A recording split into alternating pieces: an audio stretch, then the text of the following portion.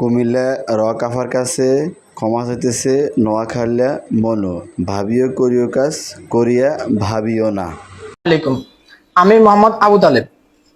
গতকাল চৌমুহনী চৌরাস্তা হেলিপ্যাড মাঠে নোয়াখালী বিভাগ দাবিত মানববন্ধন কর্মসূচিতে একটি অনাকাঙ্ক্ষিত ঘটনা ঘটে যায়। কর্মসূচিতে প্লেকার্ড হাতে আমার একটি ভিডিও ও ছবি সোশ্যাল মিডিয়ায় ব্যাপকভাবে ভাইরাল হয়ে যায়। এই প্লেকার্ডটি আমি কর্মসূচিতে থাকা এক ভাইয়ের হাত থেকে নিয়েছি। প্লেকার্ডটি আমার নিজের ছিল না। আসলে কাউকে পার্সোনাল আক্রমণ বা কাউকে ছোট করা আমার উদ্দেশ্য ছিল না। আপনার বোন হলে আসলে কেমন করতেন? কর্মসূচিতে থাকা শত শত মানুষ তাকে যে শাহবাগী বানাইছেন ওই 100 ছবিটি টাকা দিয়ে করে 100 টাকা পোস্ট বিক্রি এবং করছে। ভিডিও করেছেন, এটা কি কিন্তু করা উচিত অনাকাঙ্ক্ষিত হয়েছে? ভাবে আমার ছবিটাই ব্যাপকভাবে ছড়িয়ে পড়ে।